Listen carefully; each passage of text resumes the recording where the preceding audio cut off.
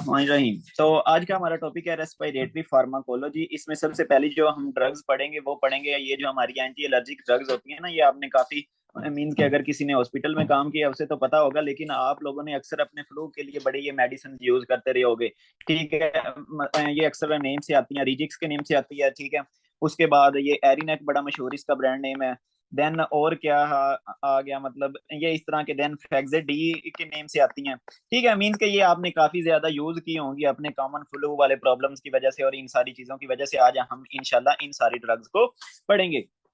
इनमें आ जाती हैं कि हमारे पास H1 ब्लॉकर्स है। देखो पहले मैं आप लोगों को थोड़ा सा हिस्टामीन का बताता हूँ। आपको पता है हमने एलर्जिक रिएक्शन पढ़ा था, जो एस्मा वाला रिएक्शन पढ़ा था, उसमें मैंने आप लोगों को सारी चीज समझाई थी कि कोई भी क्या होता था, पोलन वगैरह आता होता था, या कोई भी एलर्जिक आता था, फॉर एग्जाम्पल एलर्जन आता था, पोलन वगैरह आता था।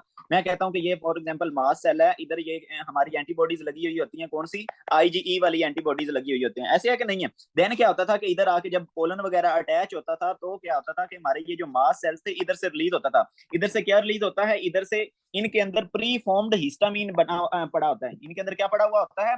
हिस्टामीन बना पड़ा हुआ होता है। और ये हिस्टामीन देन ये क्या कर देते होते थे? रिलीज कर देते होते थे। कहाँ पे रिलीज करते थे? ये ब्लड वेसल्स के अंदर रिलीज कर देते होते थे। जब ये ब्लड वेसल्स के अंदर आता है तो ये क्या क्या काम करता है? आप देखो क्या हुआ कि हमारा कोई भी एलर्जन आया, जिनको हम कहते हैं कि एलर्जिक रिएक्शन, फॉर एग्जाम्पल अक्सर आप लोगों ने देखा होगा कि कोई बंदा है, किसी को ठंड में ज्यादा एलर्जी होती है। कोई बंदा है कि किसी को, फॉर एग्जाम्पल ये जब गंदम का मौसम आता है उस वक्त आपको पता है ये खाक वगैरह बहुत ज्यादा होती है, मट्टी बहुत ज्यादा आती है, तो उस वक्त एलर्जी, छींके आना, नाक से पानी आना, ठीक है, उसके बाद आंखों से पानी आना, तो वो जो सारे काम हो रहे होते हैं आज हम उस चीज को समझेंगे कि वो कैसे हो रहे होते हैं और क्यों हो रहे होते हैं।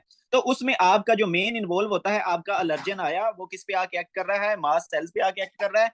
मास सेल्स पे स्पेसिफिकली किस पे? IgE एंटीबॉडीज पे आके एक्ट कर रहा है। उधर से किसको रिलीज करवा रहा है? हमारे हिस्टामीन को रिलीज करवा रहा है। ये हिस्टामीन क्या है? ब्लड वेसल्स के अंदर जा रहा है। अब जब ये जाएगा ब्लड वेसल्स के अंदर तो क्या क्या काम करवाएगा? ये जब ब्लड वेसल्स के अंदर जाएगा तो ये ब्लड वेसल्स को डायलेट करवा देगा। ठीक है, एक आप लोगों को पता चल गया कि वेजो डायलेशन करवाएगा। दूसरा क्या है कि ये जो हिस्टामीन होता है, अक्सर आपने देखा होगा जब भी आपको एलर्जी होती है तो बंदे को खारिश सी होती है, इचिंग होती है, ऐसा ही है कि नहीं है?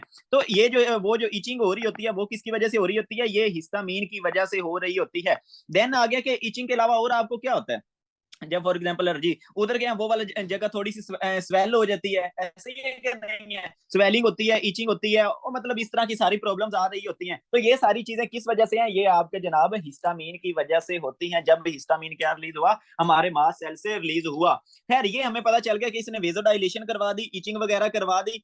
एंड देन और ये क्या करवाएगा? और अगर फॉर एग्जाम्पल ये तो मैंने आप लोगों को ब्लड वेसल्स का बताया। अब आ गया कि ये अगर हिस्टामीन आके हमारे ब्रोंक्यूल्स पे एक्ट करेगा। आपको पता है ना, ये ट्रैकिया एंड देन ब्रोंकाई और आगे सारे ब्रोंक्यूल्स होते हैं। ठीक है, जब ये इन पे आके एक्ट करेगा तो क्या काम करेगा? ये इनको कॉन्स्ट्रिक्ट करवा देगा। मींस कि ये क्या करवा रहा है? ब्रोंको कॉन्स्ट्रिक्शन करवा रहा है। तो इसी वजह से अगर आपने देखा होगा किसी बंदे को शदीद वाली एलर्जी हो जाए तो उसका सांस फूलने लगता है। मींस कि उसको सांस नहीं आ रहा था। तो वो सांस क्यों नहीं आ रहा था? क्योंकि आपके जो ब्रोंक्यूल्स हैं वो बहुत ज्यादा कॉन्स्ट्रिक्ट हुए पड़े होते हैं। तो आप देखो इधर से एयर प्रॉपरली पास कर सकेगी ना, इधर से एयर प्रॉपरली पास करेगी, तो उस बंदे को क्या होगा? सांस बड़ा मुश्किल मुश्किल आ रहा होगा। तो इसी वजह से क्या होता है कि अगर स्वेयर प्रॉब्लम हो जाए तो बंदे की इवन की डेथ भी हो सकती होती है अगर आप उसको प्रॉपरली ट्रीट ना करो। देन शोक भी हो जाता है। शोक किसकी वजह से होता है? शोक का क्या मतलब होता था? Sudden drop in your BP, उसको हम क्या कहते हैं? शोक कहते हैं। तो देखो ये जो आपका हिस्टामिन रिलीज हुआ है ये क्या करवा रहा है? वेजो डायलेशन करवा रहा है। अब देखो जब आपकी वेसल्स बहुत ज्यादा डायलेट हो जाएंगी, इट मींस के इनके अंदर जो ब्लड का प्रेशर है वो बहुत कम हो जाएगा। मींस के अगर बीपी आप देखो बहुत ज्यादा कम हो जाएगा तो हमारे वाइटल ऑर्गन्स को ब्लड पूरा प्रॉपर मिलेगा? नहीं मिलेगा। तो इस वजह से इवन के बंदे की डेथ हो सकती है। डेथ किस वजह से? एक तो शोक की वजह से हो सकती है, और इसको हम कहते होते हैं एनाफाइलेक्टिक शोक। इनको क्या कहते हैं? एनाफाइल, कार्डियो में हमने पढ़ा था। अब आगे आ गया कि इसने क्या करवा दी? Bronco constriction. जाहिर सी बात है, इट मींस कि इस बंदे को क्या होगा? बड़ा तेज मतलब मुश्किल मुश्किल से सांस आ रहा होगा। ऐसा ही है कि नहीं है? देन और ये क्या काम करवाता है? आपका ये जब एंडोथीलियल सेल्स पे, आपको पता है आपकी जो ब्लड वेसल्स हैं ये नीचे हमारी बेसमेंट में ब्रेन होती है और उसके ऊपर क्या होते हैं? एंडोथीलियल सेल्स होते हैं। ऐसा ही है कि नहीं है? जब ये आपका, अब ये क्या है? हिस्टामीन इधर पड़ा हुआ है, एलर्जिक रिएक्शन हुआ हिस्टामीन, तो जब ये इन पे आके एक्ट करेगा तो क्या करवाता है? इनको कॉन्ट्रैक्ट करवा देता है। इनको कॉन्ट्रैक्ट कैसे करवाएगा? अब देखो पहले ये मैंने थोड़े बड़े बड़े, तो अब ये देखो कि ये इतने छोटे छोटे सेल्स हो गए हैं। मीन्स के ये क्या कर रहे हैं? इधर से कॉन्ट्रैक्ट कर गए हैं। अब आप लोग एक चीज नोट कर रहे होगे कि ये फॉर एग्जांपल वेसल का ल्यूमन है, जब ये कॉन्ट्रैक्ट कर गए हैं तो इनके दरमियान में स्पेसिस बढ़ गई हैं या कम हो गई हैं, गैप्स बढ़ गए हैं कि कम हो गए हैं? देखो गैप्स इधर आप देख सकते हो कि गैप बढ़ गया ना अभी इनके दरमियान। इट मींस कि अब इधर से क्या हो सकता है, फ्लूइड लीक हो सकता है। जब देखो इट मींस कि जब ये फ्लूइड लीक होके आ जाएगा बाहर हमारा दूसरा इंटरस्टिशियल स्पेस में, तो बंदे को क्या हो जाएगी, एडिमा हो जाएगा, स्वेलिंग हो जाएगी। ऐसा ही है कि नहीं है? इट मींस कि अब आप लोगों का ये सारे कंसेप्ट क्लियर हो गए कि जब बंदे को एलर्जी होती है तो उसको सांस क्यों तंग आता है, उसको खारिश क्यों होती है, उसका बीपी क्यों ड्रॉप हो जाता है, उसका जनाब क्या कहते हैं एडिमा क्यों होता है। ये सारे आई होप कि आप लोगों के कंसेप्ट क्लियर हो गए। वो किसकी वजह से हो रहा था, हिस्टामीन की वजह से हो रहा था। और ये कब हो रहा था, जब हिस्टामीन जाके अपने H1 रिसेप्टर्स पे जाके जब एक्ट कर रहा था ना, तो देन ये सारे काम हो रहे थे, ये वाले सारे काम। अब मैं क्या करूं, फॉर एग्जांपल ऐसी ड्रग्स दे दूं जो इसको H1 रिसेप्टर्स को ब्लॉक कर दें। देखो अब हिस्टामीन अपने H1 रिसेप्टर्स पे जाके लग सकेगा, नहीं लगेगा। तो देन ये वाला ब्रोंकोकंस्ट्रिक्शन होगी, नहीं होगी। देन क्या है कि ये आपका एडिमा वगैरह, ये सारा बीपी ड्रॉप होना, ये सारे मसले क्या हो जाएंगे, बंदे के ठीक हो जाएंगे। तो सिंपली आपने एक मेडिसिन दी और उससे क्या हो गया, बंदे की सारी कंडीशन ठीक होगी। देन थोड़ी सी और बात करते हैं, जो हमारे पास अक्सर पेशेंट आते हैं, बल्कि हमें खुद भी अक्सर मसला ये हुआ होता है कि आपके नाक से पानी आता है। इसको मैं पहले भी बहुत दफा एक्सप्लेन कर चुका हूं, लेकिन थोड़ा सा मजीद इसको एक्सप्लेन कर लेते हैं। फॉर एग्जाम्पल ये आपका नोज है, ठीक है, बंदे को एलर्जी हुई है तो नाक से पानी आता है। तो आपको पता है हमने पढ़ा था कि ये नोज जो होता है इधर बहुत ज्यादा ब्लड वेसल्स होती हैं, ऐसे ही है कि नहीं है? वो ब्लड वेसल्स क्यों थी, क्योंकि जो इधर से एयर आनी है उसको उसने क्या करना है, हमारा वो होल्ड करके भेजना है आगे। अब देखो इधर बहुत ज्यादा ब्लड वेसल्स है, तो ये जो सारी ब्लड वेसल्स होगी ये किस कंडीशन में आ जाएंगी, इस वाली कंडीशन में। तो इनसे अब क्या लीक हो रहा है, फ्लूइड लीक हो रहा है ना। तो आप देखो जब इधर से फ्लूइड लीक होगा, फॉर एग्जांपल ये वाले जो ब्लड वेसल्स है, इधर से फ्लूइड लीक होगा तो वो क्या आएगा, बाहर आएगा। तो आपको बार बार टिश्यू से वो जो फ्लूइड है वो क्या करना पड़ेगा, साफ करना पड़ेगा। और इसको हम क्या कहते होते हैं, राइनोरिया कहते होते हैं। ऐसे ही क्या नहीं है? तो ये क्या करवा सकता है, राइनोरिया वगैरह भी करवा सकता है। तो आई होप कि अब आप लोगों के एलर्जी के कंसेप्ट जो है वो तगड़े हो गए होंगे, क्लियर हो गए होंगे। अब आगे थोड़ी सी एमएलई वालों के लिए बात है। जिन्होंने एमएलई करना है उन्होंने याद रखना है, मैंने आप लोगों को बताया कि ये जो हिस्टामीन है ये क्या काम कर रहा है, ये हमारी वेजोडाइलेशन करवा रहा है। अब थोड़ा सा इस कंसेप्ट को समझते हैं कि ये जो आपका हिस्टामीन है ये वेजोडाइलेशन कैसे करवाता होता है। इसके लिए ये इधर ही आ जाते हैं। फॉर एग्जांपल ये जब आपका आता है ना हिस्टामीन, फॉर एग्जांपल ये उसने बनाए हुए हैं हमारे, ये वेसल के सेल्स वगैरह बनाए हुए हैं। फॉर एग्जांपल ये मैं बना लेता हूँ कि ये आपकी एक है वेसल है, ठीक है। इधर क्या आया हुआ है, हिस्टामीन आया हुआ है। अब आपको पता है कि ये वेसल जो होती है, इसकी ये वाली लेयर जो होती है सबसे अंदर वाली इंटीमा कहते हैं, इसके बाहर मीडिया होती है जिसमें आपके क्या पड़े होते हैं, स्मूथ मसल्स पड़े होते हैं। ऐसे ही कि नहीं है? अब ये इधर स्मूथ मसल्स पड़े हैं। अब ये क्या करेगा कि ये वाले जो एंडोथीलियल सेल्स हैं, आपको पता है इधर क्या होंगे, एंडोथीलियल सेल्स होंगे। इनको ये क्या कहेगा कि तुम रिलीज करो, किसको रिलीज करो, नाइट्रिक ऑक्साइड को रिलीज करो। तो ये जो आपका नाइट्रिक ऑक्साइड है ये रिलीज हो गया। अब जब ये आपका नाइट्रिक ऑक्साइड रिलीज होगा तो क्या होगा कि ये आपके स्मूथ मसल्स पे जाके एक्ट करेगा। जब ये आपके स्मूथ मसल्स पे जाके एक्ट करेगा तो ये जो नाइट्रिक ऑक्साइड होता है ये वेजोडाइलेटर होता है, ये वेसल्स को क्या करवा देता होता है, डायलेट करवा देता होता है। तो देखो जब आपका ये जो नाइट्रिक ऑक्साइड बनेगा तो ये क्या करेगा, ये आएगा जनाब आके क्या करेगा, साइक्लिक जीएमपी का लेवल बढ़ा देगा। ये हमने कार्डियो में बड़ी डिटेल से पढ़ा था। क्या हो रहा होता है कि आपके जो स्मूथ मसल, फॉर एग्जांपल इधर जो सेल्स होंगे उनका एक मैं सेल बना देता हूं। फॉर एग्जांपल ये एक उधर सेल है, इधर क्या पहुंच गया, नाइट्रिक ऑक्साइड पहुंच गया। तो इधर क्या होता था कि आपके पास जीटीपी होता था जो कि किस में कन्वर्ट हो रहा होता था, साइक्लिक जीएमपी में कन्वर्ट हो रहा होता था। ऐसा ही है कि नहीं है? और क्या करेगा जब आपका ये नाइट्रिक ऑक्साइड आया तो ये क्या करेगा, इधर एक एंजाइम होता है ग्वानालेट साइक्लेज। कौन सा एंजाइम होता है, ग्वानालेट साइक्लेज। इधर मैं जी और जी सी लिख देता हूँ, ग्वानालेट साइक्लेज। वो इसको ज्यादा से ज्यादा एक्टिवेट करवा देगा। जब ये ज्यादा से ज्यादा एक्टिवेट होगा, ज्यादा से ज्यादा आपका जो जीटीपी है वो कन्वर्ट किस में हो रहा है जनाब, आपके साइक्लिक जीएमपी में कन्वर्ट हो रहा है। तो आपको पता है जब साइक्लिक जीएमपी का लेवल बढ़ता था देन आगे वो पूरा सारा प्रोसेस होता है। खैर जो बात सारे हमारा पर्पज है ये करने का कि इसने क्या किया, साइक्लिक जीएमपी के लेवल को इंक्रीज करवा के हमारा क्या कहते हैं जो वेसल्स हैं उनको क्या करवा दिया, उनके स्मूथ मसल्स को रिलैक्स करवाया और डायलेट करवा दिया। अब जो एमएलई वालों ने याद रखना है वो ये कि इसने क्या किया, नाइट्रिक ऑक्साइड को रिलीज करवाया। और दूसरा उन्होंने याद रखना है कि इसने साइक्लिक जीएमपी के लेवल को बढ़वाया, जिसकी वजह से ये सारी आगे वेजोडाइलेशन हो रही है। अगर आपने ये सारा कंसेप्ट देखना है तो आपने कार्डियो का एक पूरा उधर फ्लो चार्ट बना हुआ है, उधर ये वाली सारी डिटेल्स लिखी हुई है, उधर जाके आप लोग ये वाली चीज देख सकते हो। अच्छा ये बाकी एनआरई वाले चाहे ये चीज ना करें। खैर हमें पता चल गया कि हमारा जो हिस्टामीन था वो क्या इफेक्ट्स कर रहा था, उसकी वजह से क्या मसले मसाइल हो रहे थे। तो अब हमने क्या देने हैं, H1 ब्लॉकर्स देने हैं। H1 ब्लॉकर्स क्या करेंगे, वो जो सारे काम कर रहा था उसको इनहिबिट कर देंगे। जब वो इनहिबिट हो जाएंगे तो जाहिर सी बात है बंदे की कंडीशन क्या हो जाएगी, मतलब ठीक हो जाएगी। तो इनको हम क्या कहते होते हैं, एंटी हिस्टामीन्स कहते होते हैं। ठीक हो गया, एंटी हिस्टामीन क्यों कहा, क्योंकि हिस्टामीन के खिलाफ एक्ट कर रही है। और बाकी क्या होते हैं, ये रिवर्सिबल इनहिबिटर्स होते हैं। अब इनको हमने दो जनरेशन में डिवाइड कर दिया। एक इनकी फर्स्ट जनरेशन जो हमने पहले दरियाफ्त की थी, पहले यूज होती थी। देन है सेकंड जनरेशन जो जो कि आजकल हम बहुत ज्यादा यूज करते हैं। वो जो मैं आप लोगों को रिजिक्स बता रहा था ना, उसमें क्या होता है, ये सिट्राजीन होता है।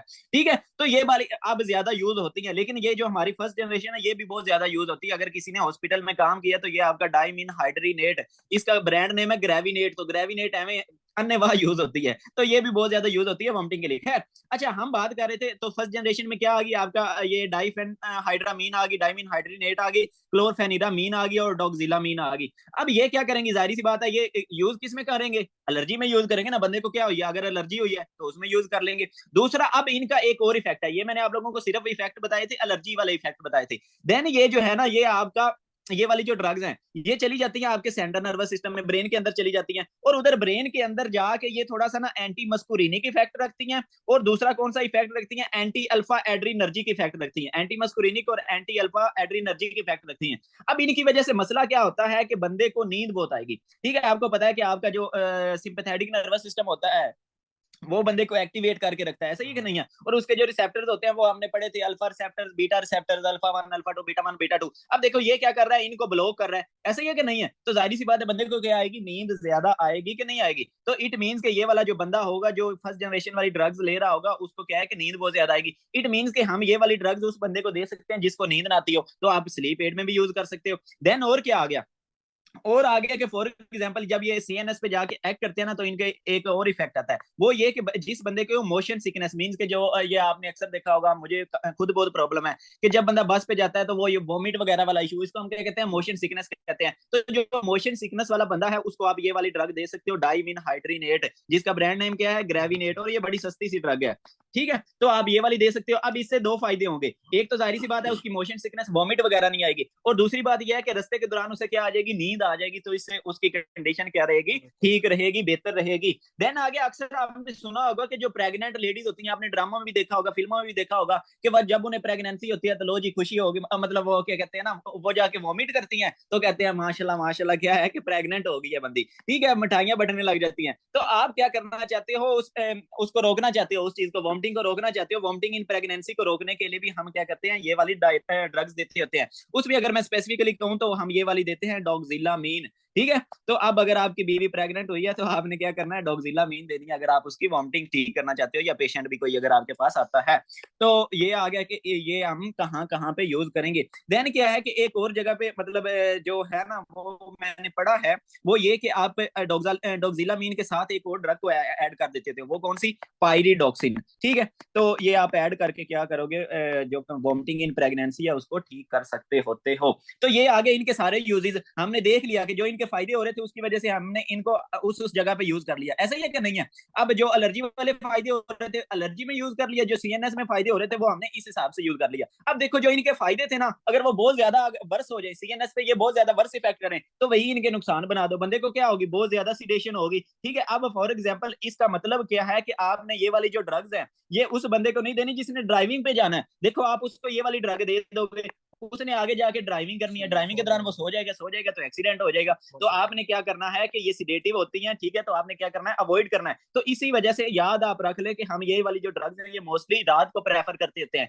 कि ये जो आपकी ये है ना हमारी एंटी एलर्जिक ड्रग्स, इन्हें कहते हैं कि आपने रात को लेनी है। ठीक है, तो ये सिडेशन की वजह से देन आ गया कि इनका एंटी मस्कुरिनिक और एंटी अल्फा एड्रीनर्जिक इफेक्ट होता है। अब आगे के ये जो एंटी मस्कुरिनिक इफेक्ट है, आपको कैसे पता चलेगा, हमने तो वर्ड पढ़ लिया ना, एमसीक्यूज में क्या आएगा, वो आपको कहेगा कि बंदे का जनाब ड्राई माउथ है और ब्लड विजन है। तो ये आपने अपनी बुक पे लिख लेना है कि आपको कैसे बताएगा कि वो जो बंदा ये वाली ड्रग्स ले रहा होगा ना, बताएगा कि उसका क्या है, ड्राई माउथ है, सलाइवा नहीं पैदा हो रहा, फिर ही ड्राई माउथ है। और साथ में प्लस आपने लिख लेना है ब्लड विजन। तो ये आप लोगों को हिस्ट्री में आ सकता है। आगे चलते हैं, आगे आगे कि इसका ये जो एंटी एड्रीनर्जिक इफेक्ट है, इसकी वजह से क्या होगा। अगर आप लोगों को याद हो तो मैंने आप लोगों को बताया था कि आपकी जो पेरीफेरल वेसल्स होती है, मींस के जो टांगों की वेसल्स होती हैं, उनमें अल्फा वन रिसेप्टर्स होते हैं। जब अल्फा वन रिसेप्टर्स एक्टिवेट होते हैं तो वो क्या करते हैं, आपकी वेसल्स को कॉन्स्ट्रिक्ट करवा देते होते थे। तो इसी वजह से क्या है कि बंदे को ऑर्थोस्टेटिक हाइपोटेंशन नहीं होती, मींस के जब बंदा खड़ा होता है तो उसका बीपी कम नहीं होता। बीपी कम नहीं क्यों नहीं होता, क्योंकि जब वो खड़ा होगा उसकी पांव की वेसल्स कॉन्स्ट्रिक्ट करेंगी, वेन्स कॉन्स्ट्रिक्ट करेंगी, तो उसका जो ब्लड है वो ऊपर की तरफ आ जाएगा, तो बंदे को ऑर्थोस्टेटिक हाइपोटेंशन नहीं होगी। ऐसे ही है कि नहीं है? अब मैं क्या करूं, ऐसी ड्रग्स दे दूं जो उन रिसेप्टर्स को ब्लॉक कर दे। जब अल्फा 1 रिसेप्टर्स ही नहीं एक्टिवेट होंगे तो बंदा जब खड़ा होगा तो उसको क्या हो जाएगा, उसका बीपी कम हो जाएगा, ऑर्थोस्टेटिक हाइपरटेंशन होगी। वो आपको कहेगा कि आपको ये वाली ड्रग्स की हिस्ट्री देगा और कहेगा कि वो बंदा जब खड़ा होता है तो अचानक से उसकी आंखों के आगे अंधेरा आ जाता है या अचानक से वो घूम जाता है। तो इट मीन्स कि, या आपको कह सकता है लाइट हेडेडनेस। क्या क्या कह सकता है? Light headedness. तो ये क्या है कि ये इनका एक साइड इफेक्ट है। इसको हम क्या कहते हैं? ऑर्थोस्टेटिक हाइपोटेंशन की भी हिस्ट्री वो आप लोगों को इसके सिनेरियो में दे सकता है। ठीक है जी। तो ये आई होप कि आप लोगों को अब फर्स्ट जनरेशन की सारी बातें पता चल गई है। सेकंड जनरेशन बिल्कुल सिंपल है और बड़ी इजी है और ये हमारी बड़ी बहुत ज्यादा यूज होने वाली है। वो कौन सी आ गई? उसमें आ गई आपकी लोराटिडीन।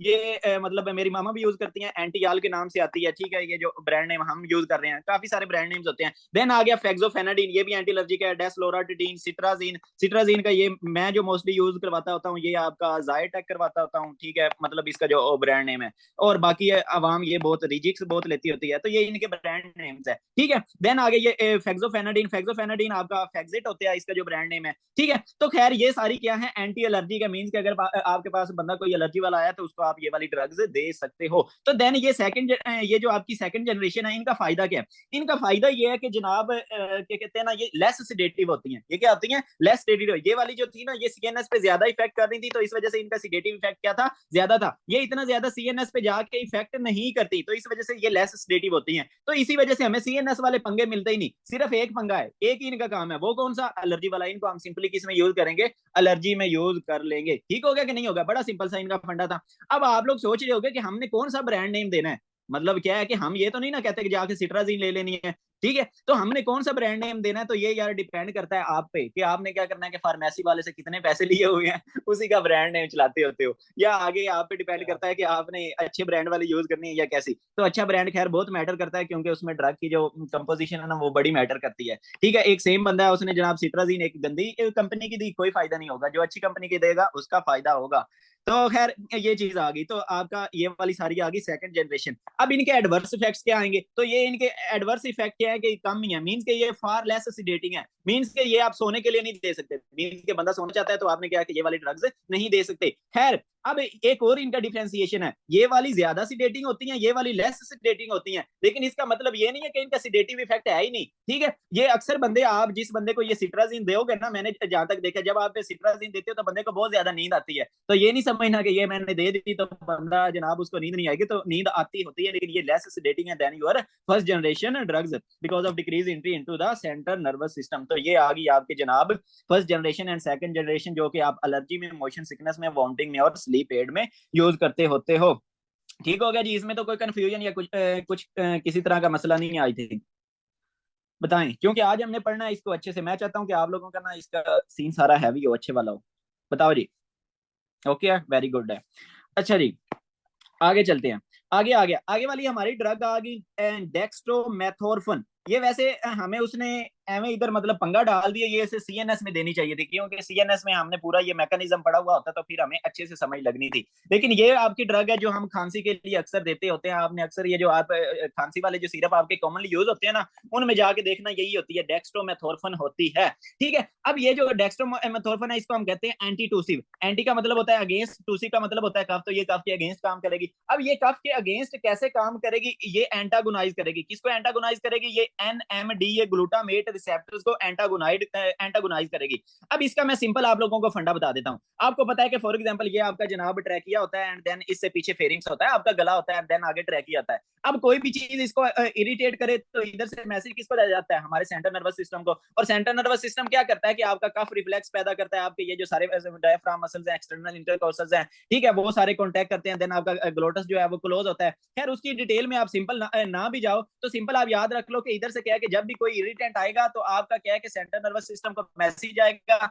और वो बंदे को क्या करवा देगा? खांसी करवा देगा। अब देखो फॉर एग्जांपल क्या हुआ कि हमारा ये जो मैसेज गया है, जाहिर सी बात है कोई नर्व भी मैसेज लेके गई होगी कि नहीं है? नर्व भी मैसेज लेके जाती है ना। ठीक है, नर्व्स में मैसेज कैसे जाता होता है? आपको पता है नर्व्स में जो मैसेज जाता है वो करंट हो जाता होता है। ठीक है, करंट की फॉर्म में, आइंस की मूवमेंट की फॉर्म में। करंट की फॉर्म में कैसे? आपको पता है वो सोडियम आता होता है अंदर, ठीक है, अंदर पॉजिटिव हो जाता है, बाहर नेगेटिव हो जाता है। तो इस फॉर्म में अगले सेल में यही पॉजिटिव एंड देन बाहर नेगेटिव। तो इस फॉर्म में आपका क्या होता है कि जनाब nerve impulse from one cell into another cell, nerves message लेके जा रही होती हैं। अब आप क्या करो, आप खांसी को रोकना चाहते हो, मीन्स के बंदे का कोई इरिटेंट या ऐसा वो चीज नहीं है, आप बंदे की खांसी बहुत शदीद है उसको आप डिप्रेस करना चाहते हो, तो आप क्या करोगे, ये कनेक्शन को खत्म कर दोगे। कनेक्शन को कैसे खत्म करोगे, मीन्स के इधर से नर्व्स मैसेज लेके जा रही थी, ऐसे ही है कि नहीं है, तो आप क्या करोगे, ये जो नर्व्स मैसेज लेके जा रही थी इधर, ये मैसेज लेके जाने के काम को ही इनहिबिट कर दोगे। जाहिर सी बात है, जब इधर से मैसेज जाएगा नहीं तो कफ रिफ्लेक्स होगा, नहीं होगा। तो सिंपली यही काम कर रहा है आपकी डेक्स्ट्रोमेथोर्फन। ये क्या कर रही है कि ये जो आपका नर्व ट्रांसमिशन, नर्व का मैसेज लेके जा रही है उसको इनहिबिट कर रही है।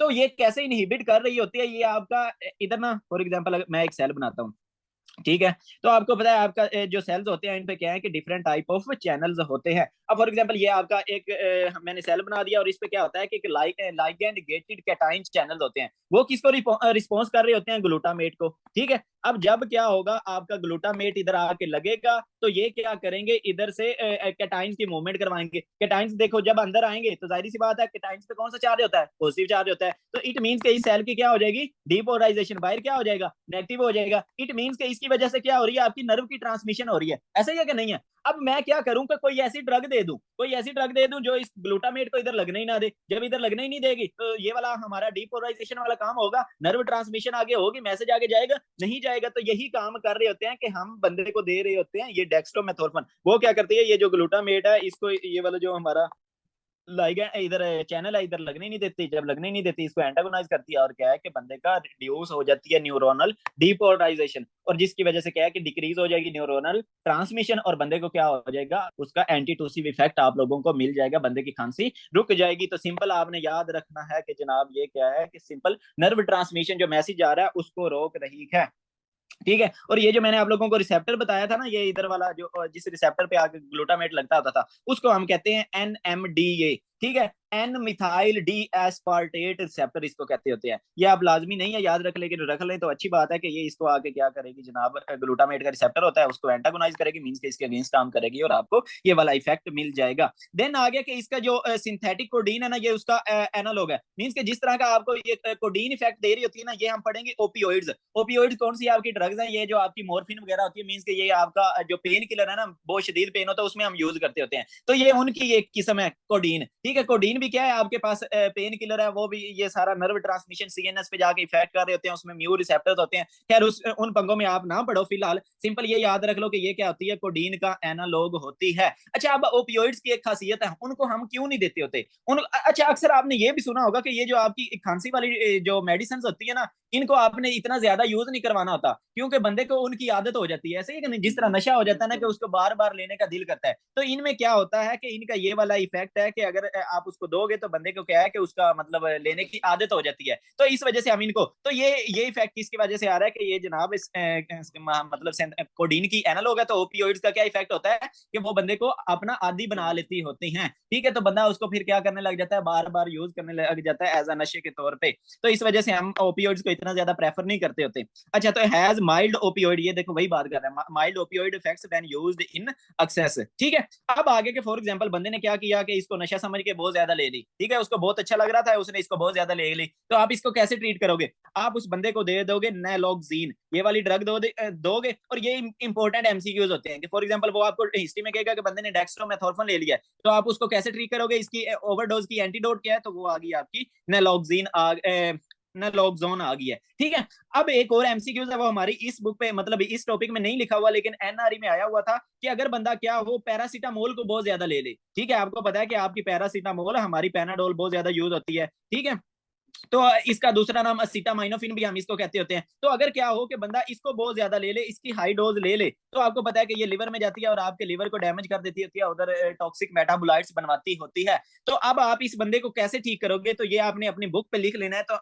हम इसको क्या देते होते हैं, एन एसिटाइल सिस्टीन। क्या देते हैं, एन एसिटाइल सिस्टीन देते होते हैं। ये मस्ट आपने लिखना है कि अगर बंदे ने क्या किया, पैरासीटामोल बहुत ज्यादा ले लिया, उसने खुदकुशी की कोशिश की, तो ये आपके लिवर को डैमेज करती है। तो आपने इसको कैसे ठीक करना है, एन एसिटाइल सिस्टीन देना है। अब ये आपका जो एन एसिटाइल सिस्टीन है, ये कैसे उस मतलब उसकी लिवर को बचाएगा, ये इंक्रीज करवा देगा ग्लूटाथायोन को। ये आपका एंटीऑक्सीडेंट्स होते हैं ग्लूटाथायोन, ये अक्सर औरतें भी यूज करती होती हैं। और वो जिसको कहते हैं ना हम चिट्टे होने के इंजेक्शन, तो उसमें क्या होता है, ये ग्लूटाथायोन ही तो होता है, ये एंटीऑक्सीडेंट्स होते हैं। चलो इसमें थोड़ा सा एक और, वो मैंने आप लोगों को बताई थी ना, रिएक्टिव ऑक्सीजन स्पीशीज जो कि डेंजरस होती हैं, तो उनको समझो, उनको रोकने वाले हमारे क्या होते हैं, हमारी बॉडी के अंदर ग्लूटाथायोन होता है। खैर इस बंदे में क्या है कि पैरासीटामोल ज्यादा, लिवर डैमेज तो आपने कैसे रोका, एन-एसिटाइलसिस्टीन से। एन-एसिटाइलसिस्टीन ने क्या किया कि ग्लूटाथाइन आयन को ज्यादा करवाया और हमारे लिवर की मदद कर दी कि इसको डिटॉक्सिफाई करने के लिए, जो टॉक्सिक मेटाबोलाइट्स वगैरह बने हुए थे ना, उनको डिटॉक्सिफाई करने के लिए। लेकिन ये कंसेप्ट था, लेकिन इसमें जो आपने याद रखनी है वो पैरासीटामोल और एन-एसिटाइलसिस्टीन याद रखना है, बाकी चाहे याद ना भी रखो। तो खैर ये आपने आ गया। देन आगे चलते हैं, आगे आ गया कि माइल्ड अब्यूज पोटेंशियल। तो वही मैंने आप लोगों को बता दिया ना कि बंदा इसका क्या हो सकता है, आदी हो सकता है, उसको हम क्या कहते हैं, माइल्ड अब्यूज पोटेंशियल होता है। देन आगे कि ये में काज सीरोटोनिन सिंड्रोम, ये भी हम सीएनएस में पढ़ेंगे। लेकिन सीरोटोनिन आपका समझो एक एक्साइटेटरी सा होता है न्यूरोट्रांसमीटर, ये हर चीज को बहुत ज्यादा एक्साइट करवा देगा। अब देखो जब बहुत ज्यादा एक्साइट करवाएगा तो आपका क्या है कि रिफ्लेक्स एक्शन जो होते हैं, ये हमने पढ़ी थी यार रिफ्लेक्स, वो तवे पे हाथ लगे या आप, हमने टेंडन रिफ्लेक्स चेक करते हैं सीएनएस जब हमने पढ़ा था, उसमें ये सारी चीजें पढ़ी हैं। खैर तो उसमें क्या होता है, बंदे को हाइपर रिफ्लेक्सिया होगा, क्या होगा, हाइपर रिफ्लेक्सिया होगा। ये आपने इसी तरह ये सारी चीजें कॉपी कर लेनी है। देन क्या होगा, बंदे को हाइपरथर्मिया होगा, मींस के टेम्परेचर बहुत ज्यादा होगा। देन क्या होगा, आपको पता है बंदा बहुत ज्यादा स्टिमुलेट हुआ पड़ा है तो उसको झटके से लगेंगे, ट्रीमर्स होंगे। देन क्या होगा, उसको हाइपर टेंशन होगी। मींस के सारी चीजों को आपने क्या कर दो कि बढ़ा दो। देखो जीआईटी ज्यादा स्टिमुलेट होती है तो बंदे को क्या होता है, डायरिया। तो बंदे को क्या होगा जनाब, डायरिया होगा। और क्या है कि वो एजिटेटेड सा होगा, हमें जो है ना मतलब चिड़चिड़ा सा होगा। तो ये सारे क्या होते हैं, सीरोटोनिन सिंड्रोम के कंपोनेंट्स हैं कि सीरोटोनिन सिंड्रोम जब होता है तो बंदे को क्या क्या होता है। और ये कब होता है कि अगर आप इसको यूज करो किसके साथ, सीरोटोनर्जिक एजेंट्स के साथ यूज करो। ये हम सीएनएस में पढ़ेंगे कि कौन से सीरोटोनर्जिक एजेंट्स होते हैं। और उधर ये वाली बात भी लिखी हुई है सीरोटोनिन सिंड्रोम की, इधर तो वैसे ही उसने लिख दिया है। खैर इसके बारे में जो आपने सिंपल याद रखना, इतने ज्यादा पंगे शंगे कोई नहीं होते, इसका इतने ज्यादा साइड इफेक्टिव नहीं होते। इसे आप एंटीटूसिव के तौर पर मतलब यूज करोगे। और दूसरा ये है कि एंटीडोट इसकी नलोक्सोन है। और तीसरी बात इसमें आपने ये जो याद रख लेनी है वो ये कि इसमें इसका बंदा आदी हो सकता है, अब्यूज पोटेंशियल होता है। बस ये आपने मेन चीजें याद रखनी है, बाकी आगे कोई नहीं है। ये बस इस चीज को चाहे छोड़ना है, एमएलई वाले ना छोड़ें लेकिन बाकी छोड़ भी सकते हैं। खैर तो ये था हमारा डेक्स्ट्रोमेथोर्फन। देन आगे चलते हैं, आगे आगे हमारी सूडोफेड्रीन एंड फिनाइलएफ्रीन। ये मैंने अभी स्टार्ट पे आप लोगों को बताई है। एरिनेक मैं बहुत इसको यूज करवाता होता हूँ अपने पेशेंट्स को, और खुद भी यूज करता हूँ। एरिनेक क्या है, एरिनेक के अंदर आपका होता है जनाब आइबुप्रोफिन होता है। ठीक है, मीन्स के आपके पास बंदा है कि वो के मुझे बुखार है, थोड़ा बहुत गला वगैरह खराब है, तो आपने उसको चुप करके ये वाली दे देनी है, आइबुप्रोफिन, और साथ में प्लस इसमें सूडोफेड्रीन होती है। ये वाली दोनों चीजें होती हैं एरिनेक के अंदर। अब ये बड़ी इफेक्टिव है। आइबुप्रोफिन से क्या होगा, उसका बुखार वगैरह वो सारी चीजें, बुखार दर्द एवरीथिंग, ये आइबुप्रोफिन ठीक कर देगी। देन आ गया सूडोफेड्रीन। अब ये जो सूडोफेड्रीन क्या करेगी, एज अ नेजल डीकंजेस्टेंट काम करेगी। और दूसरा ये काम क्या करती है कि आपके जो उधर अल्फा रिसेप्टर्स होते हैं, मैंने आप लोगों को बताया था ना, ये नोज था, इधर बहुत ज्यादा वेसल्स थी और ये डायलेट हुई पड़ी थी, जिसकी वजह से बंदे को क्या हो रहा था, रनी नोज हो रहा था। ऐसा ही है कि नहीं है, तो इस पे ये कैसे कब डायलेट हुई पड़ी थी, क्योंकि इधर क्या है कि अल्फा एड्रेनर्जिक रिसेप्टर्स थे। ठीक है, तो अब ये क्या करवाएगी, हमारे ये जो जाके एक्टिवेट करवा देगी हिस्टामिन की वजह से, ये इधर से हमारा रनी नोज हुआ पड़ा था ना। तो मैंने आप लोगों को बताया कि हमारी जो पेरिफेरल वेसल्स होती हैं, इनके अंदर कौन से रिसेप्टर्स होते हैं, अल्फा 1 एड्रीनर्जिक रिसेप्टर्स होते हैं। ठीक है, तो जब भी ये वाले रिसेप्टर्स एक्टिवेट होते हैं तो हमारी वेसल्स को क्या करवा देते हैं, कॉन्स्ट्रिक्ट करवा देते हैं। ऐसा ही है कि नहीं है। अब देखो हिस्टामिन ने क्या पंगा किया हुआ था कि इनको डायलेट करवाया हुआ था, तो आप ऐसी ड्रग्स दे दोगे जो अल्फा 1 रिसेप्टर पे जाके एक्ट करेंगी, अल्फा 1 रिसेप्टर पे जाके एक्ट करेंगी तो नेजल वेसल्स को कॉन्स्ट्रिक्ट करवा देंगी। तो आप देखो इधर से फ्लूइड वगैरह ज्यादा बाहर निकलेगा, इधर ना ज्यादा ब्लड आएगा ना ज्यादा फ्लूइड आएगा, तो ना बाहर निकलेगा, बंदे का रनिंग नोज वगैरह ठीक हो जाएगा। बंदे की जो कंजेशन हुई पड़ी है, कंजेशन क्या है कि आपका इधर बहुत ज्यादा जो फ्लूइड आ रहा होगा, फ्लूइड अकोमोडेट। कंजेशन हम सिंपल वर्ड किसको कहते होते हैं कि आपका build up of fluid in your vessels. ठीक है, क्या है कि आगे आपका फ्लूइड ऐसे जा नहीं रहा और आपका पीछे फ्लूइड बिल्ड अप हो रहा है, तो इसको हम क्या कह देते होते हैं, कंजेशन कह देते होते हैं। तो आपको पता है कंजेशन की वजह से क्या हो जाता है, बंदे को एडिमा हो जाता है। पाइप के अंदर पानी ज्यादा हो तो वो पोरस हो तो बाहर पानी निकलने लग जाता है ना। तो यही कंसेप्ट याद रख लो कि जब कंजेशन होगी तो बाहर क्या है कि एडिमा होने के चांसेस बढ़ जाते हैं। तो ये आपका रनी नोज वगैरह वो सारी चीजें क्या हो जाएंगी, बंदे की ठीक हो जाएंगी। ठीक है, वो बंदा आपके पास कैसे आएगा, नाक बंद बंद सा फलान ढमका, इस तरह की सारी कंप्लेंट्स के साथ आएगा। तो मैं जो प्रेफर करता हूँ, आपने एरिनेक दे देनी है, इसमें बुखार भी ठीक हो जाएगा और उसकी कंजेशन भी ठीक हो जाएगी। और साथ में आपने दे देनी है विक्स। ये विक्स बड़ी इफेक्टिव है। इससे क्या होगा कि उसका ये जो बहुत ज्यादा कंजेशन हुई पड़ी है, ये डीकंजेस्टेंट है, तो उसका सांस अच्छे से आने लग जाएगा, तो आपको बहुत दवाएं देगा वो बंदा। ठीक है, तो ये आप यूज कर सकते हो। तो आई होप आप लोगों को इसका मैकेनिज्म ऑफ एक्शन पता चल गया कि ये क्या कर रहा है, अल्फा एड्रेनर्जिक रिसेप्टर्स पे जाके एक्ट कर रही है नेजल म्यूकोजा में, और क्या करवा रही है, लोकल वेजो कॉन्स्ट्रिक्शन करवा रही होती है। तो क्लिनिकल यूज कब करेंगे हम, जाहिर सी बात है हम रिड्यूस करेंगे हाइप्रीमिया। अब हाइप्रीमिया क्या होता है, सिंपली आपका अगर क्या हो कि जाहिर सी बात है अगर वेसल्स डायलेट हुई पड़ी हैं, फॉर एग्जांपल ये मैं कहता हूं कि एक पाइप तंग है ठीक है। तो इसमें जाहिर सी बात है कम पानी आएगा। एक पाइप डायलेटेड हुआ पड़ा है, डायलेटेड क्यों हुआ पड़ा है, जाहिर सी बात है हिस्टामिन की वजह से या जिस भी वजह से डायलेटेड हुआ पड़ा है, तो जाहिर सी बात है इधर ब्लड फ्लो क्या होगा, ज्यादा होगा ना आपकी ब्लड वेसल में। तो इसको हम कहते होते हैं हाइपररीमिया। हाइपरीमिया क्या, increased blood flow towards the blood vessel. तो इसको हमने क्या कह दिया जनाब, हाइपरीमिया। एंड देन कंजेशन और हाइपरीमिया में क्या फर्क है, इसमें बड़ा छोटा सा फर्क है। छोटा सा फर्क क्या है कि इधर जो ब्लड मतलब ज्यादा हुआ पड़ा है ना वो हाइपरीमिया में, बिकॉज ऑफ किसकी वजह से, कि ब्लड आ ही ज्यादा रहा है। और कंजेशन का मतलब होता है कि इधर जो ब्लड आया हुआ है ना वो आगे ऐसा सच नहीं जा रहा। तो ये बड़ी ना इंटरमिक्सिंग सी टर्म्स हैं, ठीक है। या ये सिंपली कह देते हैं कि ये एक ब्रॉड टर्म है और ये थोड़ी सी स्पेसिफिक टर्म है। ब्रॉड टर्म क्या है, ये स्पेसिफिक कैसे है कि ब्लड फ्लो ज्यादा आ रहा है इस वजह से हाइपरीमिया कहते हैं। कंजेशन कहते हैं कि आपका ब्लड फ्लो कम जा रहा है, ये सिंपली कंजेशन कह देते हैं कि इंक्रीज दूसरा ब्लड या increase कम्युलेशन of fluid in your vessels, तो उसको हम कह देते हैं। खैर इन चीजों में आपने कंफ्यूज नहीं होना, सिंपली क्या है कि जाहिर सी बात है आप ये वाली ड्रग दोगे, ये वेसल को कॉन्स्ट्रिक्ट, तो अब क्या होगा, इधर कम ब्लड आएगा। तो ये इन्होंने क्या करवा दिया, हाइपरीमिया को कम कर दिया। देन इसकी वजह से जो एडिमा हो रहा था, इधर से फ्लूइड लीक करके जा रहा था, जो एडिमा हो रहा था वो भी आपने क्या करवा दिया, ठीक करवा दिया। तो आपकी नेजल कंजेशन क्यों हो रही होती है, जाहिर सी बात है उधर फ्लूइड बहुत ज्यादा कम्युलेट हुआ पड़ा होता है, तो इसी वजह से आपका नाक बंसा होता है ना, कंजेस्ट होता है। और क्या है कि आप यूज कर सकते हो इसको ओपन करने के लिए ऑब्स्ट्रक्टिव यूस्टेशियन ट्यूब्स। अब आप लोग सोच रहे हो कि ये क्या होती है, आपका ये जो बैक ऑफ नोज होती है और जो थ्रोट होता है, इधर से एक ट्यूब जा रही होती है, ये मैंने ग्रुप में भेजी थी। वो ट्यूब कहाँ पे जा रही होती है, आपके इनर एयर में जा रही होती है, ठीक है। इसको हम क्या कहते हैं, यूस्टेशियन ट्यूब। अक्सर लोग देखते होंगे कि मेरा गला खराब हुआ है और उसके बाद क्या है कि मेरा नाक सब सॉरी कान बंद हुआ पड़ा है, ठीक है, और बंदे को हेडेक वगैरह और बड़ी अजीब सी फीलिंग आती है जब ये कान बंद हुआ पड़ा होता है। तो वो क्या है कि आपका इधर जो म्यूकस वगैरह सारा बन रहा है वो जाहिर सी बात है यूस्टेशियन ट्यूब को क्या कर सकता है, ऑब्स्ट्रक्ट कर सकता है। तो आपको कैसी फीलिंग आएगी, जाहिर सी बात है आपको वो फीलिंग आएगी कि जनाब मेरा कान जो है वो बंद सा है। अच्छा इसमें थोड़ा सा और कंसेप्ट याद रखो कि ये आपकी यूस्टेशियन ट्यूब होती है क्यों, आप लोग सोच रहे होगे ना कि ये क्यों होती है, ये एरेशन के लिए होती है। मींस के आपका ये जो मतलब बाहर एयर का जो प्रेशर है और ये आपका इनर एयर का प्रेशर है वो क्या रहे, सेम रहे। और दूसरा ये होती है कि अगर इधर ज्यादा फ्लूइड हो गया है तो वो भी क्या होता रहे कि इधर आपके गले में आता रहे, उधर ज्यादा अकामुलेट, आपके इनर एयर के अंदर फ्लूइड ज्यादा अकामुलेट ना हो। तो अब क्या होता है, आपका कान बंद क्यों होता है, इधर ऑब्स्ट्रक्शन हो गया है, बहुत ज्यादा म्यूकस है, तो जाहिर सी बात है आप वो वाला फ्लूइड इधर आ सकेगा, एरेशन हो सकेगी, तो आपको क्या होगा, कान बड़ा बंद बंद सा फील होगा। तो इसको भी आप कैसे ट्रीट करोगे, सूडोफेड्रीन दे दोगे, बंदे का क्या है कि देन विक्स लगाने का कहोगे, ठीक है। तो इससे क्या होगा, ये जो म्यूकस है ये इधर से खत्म हो जाएगा, जो ज्यादा बन रहा था आपका, जो क्या कहते हैं फ्लूइड ज्यादा हो रहा था, एडिमा हो रहा था, कंजेशन हो रही थी। तो इन सारी प्रॉब्लम्स की वजह से जो उसकी ऑब्स्ट्रक्ट हुई पड़ी थी जो स्टेशन ट्यूब, वो ठीक हो जाएगी, बंदे का जो कान का मसला था वो ठीक हो जाएगा और वो आपको दवाएं देगा, ठीक है जी।